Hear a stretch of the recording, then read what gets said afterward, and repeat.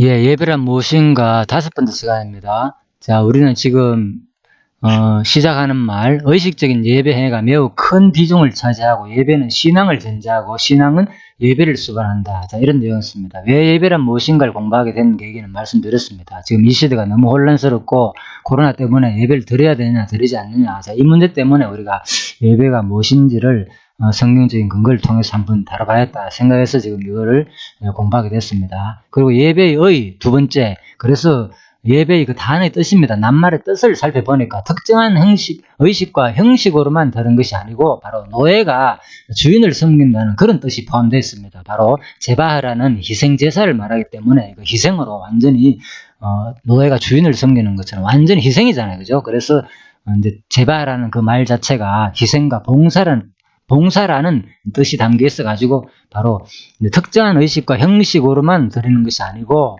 바로 특정한 주일날 모여가지고 반드시 어느 곳에서 드려야 된다. 이런 개념을 넘어선 것이다. 그래서 그것은 뭐냐? 바로 항상 하나님을 섬기는 삶 자체를 말한다. 이렇게 정리했습니다. 그리고 세 번째에 일반적인 관념에서는 주일날 아침에 많은 사람들이 예배당 가서 소위 이제 대예배라는 의식에 참석하는 것으로 많은 사람들이 예배를 이해하고 있는데, 물론 그건 한 예배의 부분입니다. 그래서 그것이 아니고 항상 우리 평소의 삶의 제사, 모든 삶 가운데서 항상 하나님을 섬기는 삶 자체가 이제 예배라는 의미가 있다. 그런 말씀이었고요. 그렇다면 그러면 뭐 대예배라는 의식, 구체적인 그런 의식이나 형식은 의미가 없는가? 그 부분에 대해서 또 이제 분명한 어떤 의식이나 형식은 어떤 보화를 담는 그릇의 역할은 분명히 하기 때문에 그것도 의미가 있다고 설명드렸습니다. 자, 그리고 4번 구약시대 예배, 지금 우리가 이제 살펴보는 부분입니다. 구약시대 예배는 바로 시대에 따라 점진적으로 변화합니다. 그래서 시대에 대한 점진성의 원리에 따른 결과가 바로 구약시대 예배다. 그래서 구약시대는 어떻게 이제 예배가 변화됐느냐? 바로 고대 족장시대의 예배가 있었고요. 국가 형성 시대 예배가 있었고, 그 다음에 역대 왕정 시대 예배가 있었습니다. 그래서 이렇게 변화된 것은 바로 뭐냐? 계시에 대한 점진성의 원리에 따른 결과이다. 자, 그래서 계시가 점점 가면 갈수록 더 이제 하나님 계시가 드러난다는 그 내용이었습니다. 그래서 도대체 계시에 대한 점진성의 원리에 대한 결과, 이 말이 무엇인가? 그래서 지금 오늘 이제 이 부분을 살펴보는 겁니다. 그래서 앞전 네 번째 강의에서는 바로 계시의 점진성이란 후대에 쓰여진 성경의 부분들이 앞서 기록된 부분보다 더 하나님의 풍부한 계시를 포함하고 있다는 이제 주장을 말합니다. 그래서 지금 그것을 설명하고 있습니다. 그래서 이사야 11장 9절, 고린도전서 13장 12절, 그때는 이제 거울을 보는 것 같이 지금은 우리가 거울 보는 것 같이 희미하나 그때에는 우리가 주를 아는 것 같이 분명히 확실히 알게 된다. 그래서 계시의 점진성이 단순히 이제 이거는 찰스 하지의 그 견해입니다. 그래서 개혁신학자 하지의 견해인데, 계시 점진성이라는 것은 후대에 쓰여진 성경이 부분적으로 앞서 기록된 부분보다 더 풍부하게 계시를 포함한다. 그것은 한마디로 바로 창세기부터 시작해가지고 그리스도가 오시기까지 그 기간을 말합니다. 그래서 창세기 기록된 그런 말씀들이 나중에 그리스도가 와가지고 바로 예수 그리스도 안에서 더 확실한 계시가 발견된다. 이제 그런 내용이었습니다.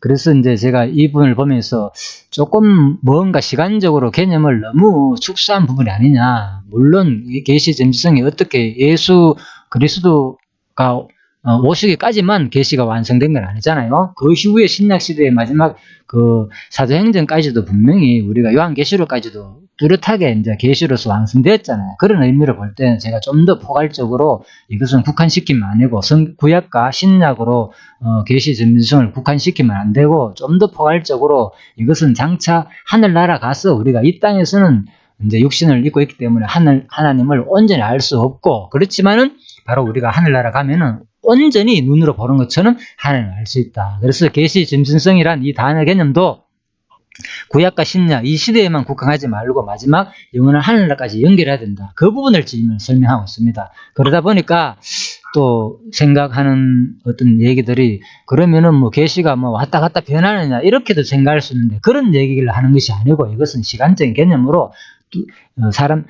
처음 얘기보다도 계속 반복되면서 하나님이 여러 차례 계시를 하게 되면은 처음 한 번 말씀했는 것보다도 가면 갈수록 더 뚜렷하게 이제 이것은 틀림없이 예를 들면 창세기에 계시던 하나님, 창세기에 계시는 것은 뭐냐? 장착 그리스도가 오실 것을 계시했다는 말이거든요. 예를 들면 창세기 이제 아담과 하와 사건 나오잖아요. 아담은 오실 자 표상이냐? 분명히 로마서도 말하고 있습니다. 그게 계시거든요. 아담이 예수에 대한 계시가 창세기에서 그렇게 아담을 예수에 대한 모형으로 보여줬는데 아담을 아무리 살펴봐도 예수가 크게 안 드러나거든요. 이제 그렇다는 거예요. 희미하게 드러난단 말입니다. 그래서 언제 진짜 둘째 아담 마지막 아들로 오신 예수께서 진짜 첫 아담은 우리를 이제 영원히 살리지는 못했지만 그죠? 바로 둘째 아담은 우리를 온전히 진짜 생명을 살려주는 영이었구나. 첫 아담은 바로 그냥 살아있는 산영으로 그죠? 그러니까 이제 창조되었지만은 둘째 아담 예수 그리스도는 그냥 산영으로서 그냥 르아어 그 어떤 영 그런 영으로만 존재하는 것이 아니고 둘째 아담은 오히려 우리를 살려주는 영으로서 존재한다. 그래서 바로 계시 전지성이라는 것은 창세기에서는 그냥 살려주는 영으로서 그리스도의 모습이 희미하게 드러났지만은 자기의 생명체로서 그런데 둘째 아담은 그냥 산영으로서만 드러나는 게 아니고 르아어만 드러나는 게 아니고 우리를 살려주는 영원한 생명을 주는 영으로서 드러난다. 그래서 이제 점점점 신약에 와가지고 뚜렷하게 진짜 구약의 아담이 진짜 오실 그리스도로 예수가 직접 와가지고 우리한테 진짜 생명을 불어넣음으로 말미암아 가지고 창세기에 생명을 불어넣는 그 영이 바로 나중에 어디서 성취될 내용이냐 그리스도가 와가지고 진짜 우리한테 참 생명을 주심으로 그대로 성취된 내용이나 이게 바로 이제 계시 전지성이다. 예를 들면 그 말입니다. 그래서 그러면 구약의 계시는 계시가 아니고 뒷부분이 점점 드러나야만이 계시냐 이런 것을 설명하는 게 아니고요. 가면 갈수록 시간적으로 점점 구약에서는 희미하게 그리스도가 드러났지만은 신약에 가면 갈수록 더 뚜렷하게 그리스도가 확 드러난다. 자, 그런 얘기입니다. 그 정도로 이해하시고요. 그래서 제가 이사야 11장 19절을 또 똑같이 설명드렸습니다. 역사 속에서 이 내용은 뭡니까? 여호와를 아는 지식이 세상에 풍만한다는 것은 역사 속에서 마지막에 이제 뭡니까? 회복될 때에 이스라엘이 바벨론에서 포로에서 회복될 때 더욱더 이제 우리가 여호와를 아는 지식이 충만하게 되니까 그때 이제 우리가 온전히 하나님을 모든 것이 회복도 되고 해도 없고 상함이 없을 만큼 우리가 모든 땅도 회복되고 그러면서 이제 외형적으로도 회복되고 또 내면적으로도 물이 바다를 덮은 같이 여호와를 아는 지식도 우리가 더 이제 그런 역사를 경험을 통해서 진짜 포로 생활을 하나님께서 언약하시더니 예언하시더니 신명기에서 그 말대로 그대로 역사 속에서 이루어지는 것을 보니까 진짜 회복할 것을 예언했듯이 지금 이 당시에 이렇게 회복되는 걸 볼 때에 너희가 언제 그때는 물이 바다를 덮은 같이 여호와를 아는 지식이 세상에 충만하게 된다. 그런 말씀이었습니다. 그래서 이것도 그 당시 역사적으로만 끝나는 게 아니고 이것은 종말론적으로 많은 후대 학자들이 그렇게 해석한다 그랬죠. 이것은 종말론적으로 바로 언제 영원한 하늘나라 참 하늘나라가 올 때는 우리가 그때는 그죠 어린아이가 바로 독사의 굴에 넣어도 다치지 않고 또 뭡니까? 바로 늑대가 어린 양과 같이 논다는 거. 그래서 전왕국 회복 때에 그때는 우리가 더욱더 진짜 제대로 된 여호와의 아는 지식이 충만하게 된다. 자, 그런 말씀까지 연결시켰습니다. 그리고 또 고린도전서 13장 12절에서 우리가 이제는 거울로 보는 같이 희미하나 그때에는 주께서 나를 아신 같이 내가 온전히 알게 된다는 겁니다. 그래서 지금 우리 삶은 좀 아무래도 하나님을 아무리 공부를 열심히 하더라도 우리가 육신을 입은 이상 우리 지식이 부족하다 보니까 희미하게 하나님을 인정하게 되고 그러다 보니까 아무래도 우리 예배도 희미하게 진짜 우리 삶 속에서 온전히 우리가 하나님이 매 순간 우리 삶을 주장하시고 인도하는 것을 우리가 뚜렷이 알 수가 없잖아요. 아무래도 잊어버릴 때고. 그렇지만 우리가 완전히 이제 회복될 때에는 하늘나라 가면은 전왕국 때에 들어가면은 진짜 그때는 뚜렷하게 하나님의 통치를 직접적으로 느끼고 그리스도의 통치를 경험할 수 있기 때문에 우리가 그때는 주께서 나를 아신 것 같이 내가 온전히 하나님을 알게 된다는 말씀이었고요. 그리고 요한복음 14장 20절의 말씀은 그날에 내가 아버지 안에 너희가 내 안에 내가 너희 안에 있는 것을 너희가 알리라. 자, 이 말은 그날도 마찬가지죠. 마지막에 이제 회복되게 되면은 우리가 하늘나라에 가면은 바로 누가 그날에는 내가 아버지 안에 있고 또 너희가 내 안에 있고 하늘나라니까 같이 있잖아요. 우리가 전부 다 하나님이 그리스도와 함께 있고 그리고 너희가 내 안에 그렇지 우리가 또 그리스도와 함께 있고 또 내가 너희 안에, 그죠? 예수님이 우리와 함께 같이 안에니까 우리 안에 같이 있다는 거, 하늘나라에 같이 있다는 말씀이고, 또 더 구체적으로 말씀으로는 실질적으로 내 안에 하나 된다는 개념, 그죠? 진짜 하나 되는 개념, 주체로서 이제 하나 되는 개념 말하는 거죠. 그래서 이거는 그리스도 우리가 영적으로 하나가 되는 개념이기 때문에 이건 완전히 오직 하나님을 온전히 알게 된다는 거예요. 자, 이런 하늘나라다. 그래서 이 부분을 설명드렸습니다. 하늘나라는 우리가 생각하는 이런 공간이 아니고 시간을 완전히 초월하는 존재이기 때문에 그리스도와 하나가 된 동시에 또 뭡니까? 같이 있는 하늘나라에 같이 있는 존재로서의 또 하나도 된다. 자, 이 설명을 요한복음 14장 20절에서 우리가 알 수 있다. 그 말을 설명드렸습니다. 자, 그리고 고린도전서 13장 12절에서 우리가 이제는 그걸로 보는 같이 희미하나 그때는 주께서 나를 아시는 같이 내가 온전히 알리라. 자, 이 부분도 마찬가지다. 그죠? 희미하나. 지금 우리가 하나님을 희미하게 보는 같이 아무래도 좀 그런 게 있잖아요. 그런데 진짜 그때 가면은 온전히 그리스도와 우리가 하나가 되기 때문에 주께서 나를 아시는 같이 내가 온전히 하나님을 알게 된다는 개념입니다. 자, 그래서 이제 이 시간에는 히브리서 8장 4절에서 13절 부분입니다. 새 언약의 중보자이신 그리스도를 설명하는 부분입니다. 이거는 일반 이제 책에서, 인터넷 책에서 설명하는 내용입니다. 제목을 이렇게 잡아서 새 언약의 중보, 그리스도를 설명하는 내용입니다. 히브리서가 8장이, 자, 8장 4절에 보면은, 예수께서 만일 땅에 계셨다면 제사장이 되지 아니하셨을 것이니 이는 율법을 쫓아 예물을 드리는 제사장이 있음이라. 저희가 섬기는 것은 하늘에 있는 것의 모형과 그림자라. 모세가 장막을 지으려고 할 때 지시하심을 얻은 것 같이 가르치되 삼가 모든 것을 산에서 내게 보이던 본을 쫓아 지으라 하셨느니라. 그러나 이제 제가 그 더 아름다운 직분을 얻으셨으니 이는 더 좋은 약속으로 세우신 더 좋은 언약의 중보시라. 자, 일단요, 바로 8장 5절에 보면 히브리서 저희가 섬기는 것은 하늘에 있는 것의 모형과 그림자라. 그래서 이것도 알 수 있듯이 바로 지금 구약에서 말하는 이런 모습들을 우리가 섬기는 이런 모습 것들을 어디서 섬길 내용이냐? 마지막에 하늘나라에서 섬길 모든 것다는 거예요. 율법으로 인해서 제사장 예물 드리고 하나님께 제사장이 있어가지고 8장 4절에서 말하는 거 이렇게 우리가 하나님을 섬기는데 이렇게 우리가 그동안 이 땅에 있어 섬기는 모든 구약시대 이런 것들은 장차 어디에서 바로 하늘나라에 있는 것은 뭐냐는 거예요. 그러나 하늘나라 가면 그 성전이 있잖아요. 거기 가면 언약궤도 다 있어요. 요한계시록 가면 성전도 있고 범법궤도 있고. 그래서 바로 하늘나라에 있는 진짜 참 하늘나라에서 우리가 참 성전에서 우리가 하나님을 섬길 것의 모형으로 어디에서 이 땅에서 성전도 만들고 제사장도 있고 그래서 그 섬기는 걸 하고 있다는 거예요. 그래서 이 땅에서 섬기는 것들은 어디서 영원할 하늘나라에서 우리가 하나님을 영원할 하늘나라의 성전에서 하나님을 섬기실 것에 대한 모형적인 사건이라는 거예요. 그래서 바로 이것도 하나의 계시의 전진성에서 우리가 볼 수 있다는 거죠.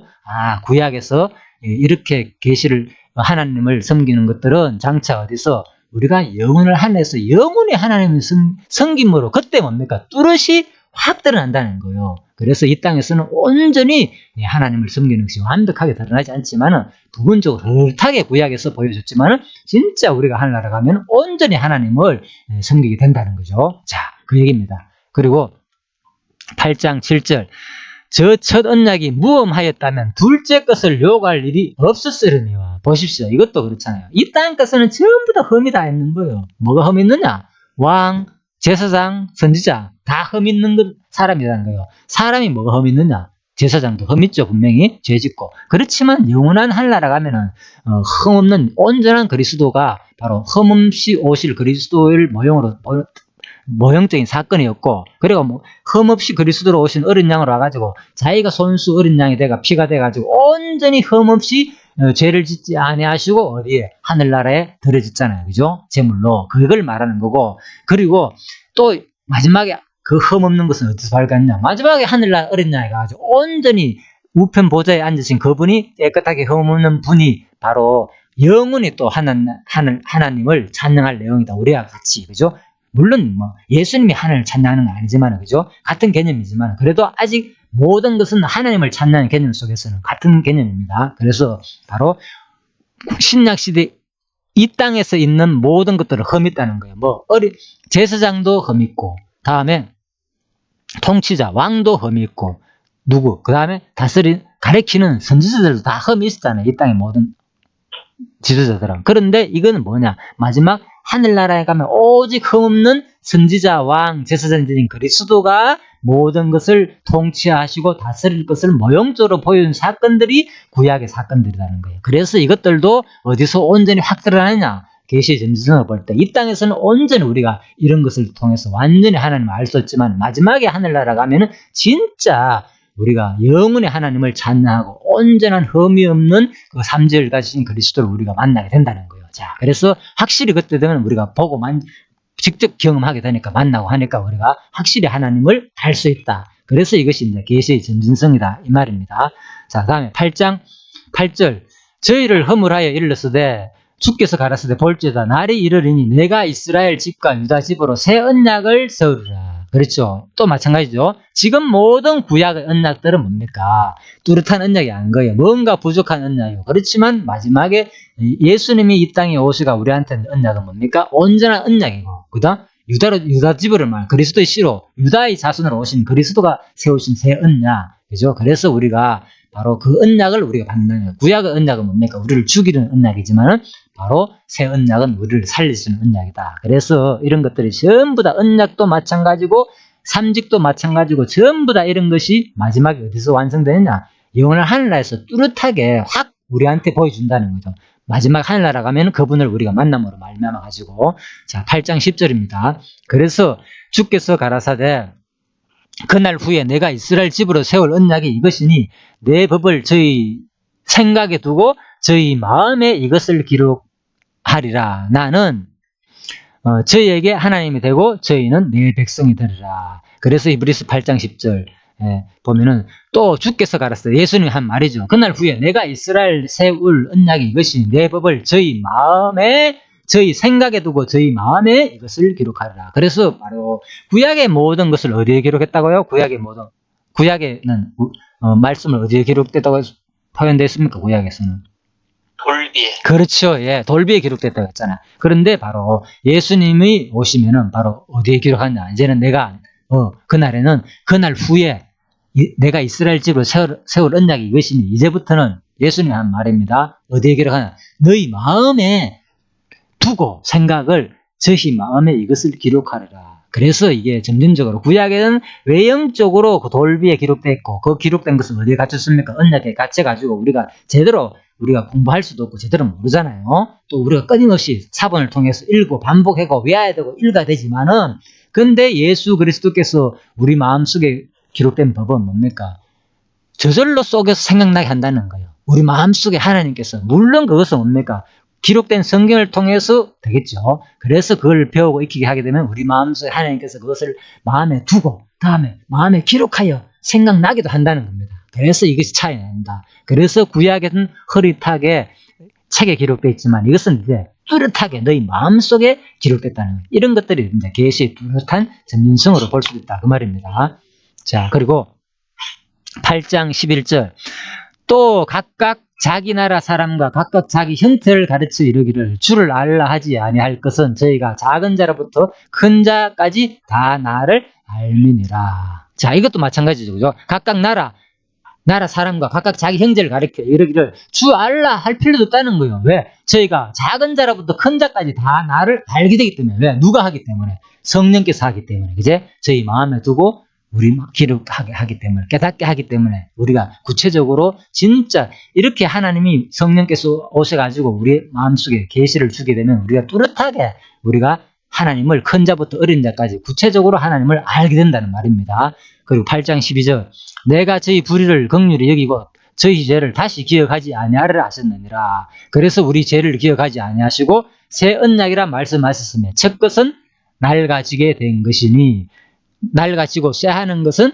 없어져 가는 것이니라. 그렇죠. 그래서 계시 점성은 과거는 흐릿하게 점점 없어지고 새로운 언약만 뚜렷하게 드러나는 겁니다. 그래서 구약의 율법은 폐해질 것이고 바로 새 언약은 오히려 우리를 생명의 말씀으로 살리는 언약이다. 그래서 바로 우리가 오늘 바로 예배를 통해서도 뭘 아느냐 바로 자 마지막 이제 제가 정리한 부분입니다. 정리하고 마치습니다.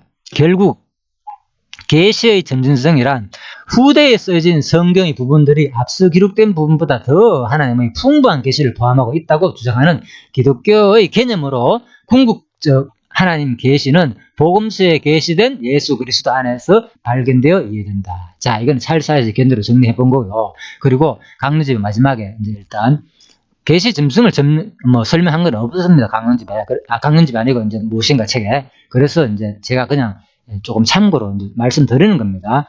구약 시대는 고대 족장 시대와 고대 족장 시대는 언제냐? 바로 창세기를 말한 거예요. 그리고 국가 행정 시대, 출애굽기서 사사기를 말하고, 그리고 및 역대 왕정 시대, 왕정 시대는 룻기부터 에스더를 말합니다. 그래서 구약 전체를 말합니다.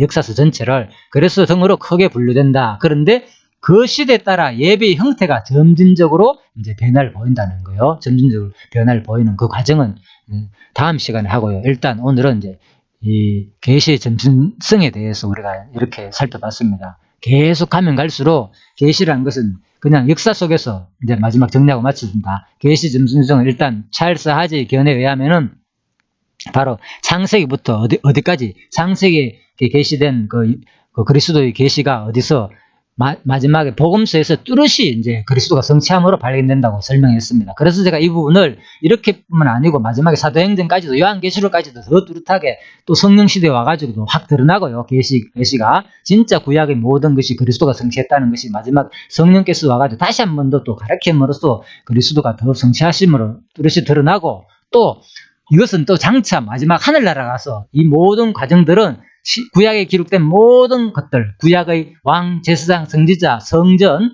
모든 절기 이런 것들은 전부 다 그리스도를 말하는 것인데, 이런 것은 마지막에 어디서 영원한 하늘나라 가서 뚜렷하게 진짜 우리가 여호와를 아는 지식이 충만해져 가지고, 그죠? 그때는 너희가 내 안에, 내가 너희 안에 오직 하나가 된 것처럼, 또 그때는 거울로 보는 같이, 지금은 거울로 보는 같이 희미하나 그때는 주가 나를 아는 같이 온전히 알게 됨으로 말미암아 우리가 뚜렷하게 하늘나라 가면 온전히 하나님을 뚜렷하게 하나님 계시를 볼 수 있다는 겁니다. 계시란 뭡니까? 바로 자기의 드러내가 보여주는 거니까. 이 땅에서는 우리가 아무리 특별 계시와 일반 계시를 통해서 보여주지만은 완전하지 않다는 거예요. 그렇지만 영혼을 하늘나라 가면 진짜 우리가 온전히 하나님을 직접 보고 만지고 경험할 수 있기 때문에 우리가 진짜 영원한 하나님의 그 5대 속성을 전능성, 신실성, 주권성, 영원성, 자비성 이런 모든 속성들을 우리가 영원히 하나님을 알고 영원히 하나님 어떤 분이신가를 뚜렷이 알므로 계시됨으로 말미암아 가지고 우리가 진짜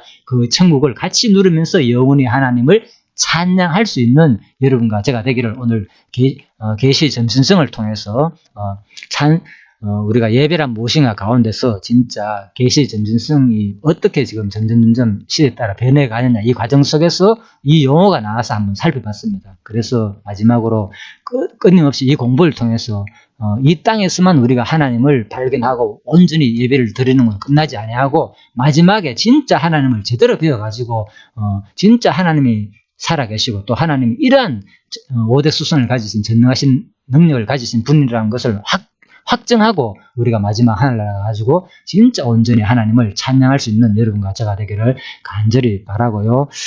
장로님 기도해 주시고 일단 강의를 마치도록 하겠습니다. 감사합니다. 예. 살아계신 하나님 아버지 참으로 감사를 드립니다. 오늘 참 이 예배란 무엇인가에 대해서 이렇게 세부적으로 이렇게 또 말씀을 그 계시의 점진성에 대해서 이렇게 구체적으로 말씀하심을 감사합니다. 고린도전서 13장 12절에 우리가 이제는 거울로 보는 것 같이 희미하나 그때에는 얼굴과 얼굴을 대하여 볼 것이요 이제는 내가 부분적으로 아나 그때에는 주께서 나를 아신 것 같이 내가 온전히 알리라고 이렇게 고린도전서 말씀을 참 이렇게 주심을 감사드립니다. 정말 이 코로나로 인하여 참 많은 사람들이 예배에 대해서 이렇게 혼돈스러울 수밖에 없는데 이번에 이 유튜브 강의를 통하여 예배란 무엇인가에 대해서 구체적으로 여러 시간을 이렇게 안배하면서 말씀을 하시는 주님 참 감사를 드립니다. 정말 택한 백성들 이 말씀을 듣고 주님 정말 그 예배란 무엇인가에 대해서 분명히 성경대로 알고 정말 성경대로 믿고 그 믿어지는 대로 생활할 수 있도록 우리 택한 백성들 인도하여 주시기를 바랍니다. 감사를 드리며 살아계신 예수님 이름으로 기도하였습니다. 아멘. 네. 예, 감사합니다. 수고하셨습니다. 네, 감사합니다. 수고하셨습니다. 예. 네.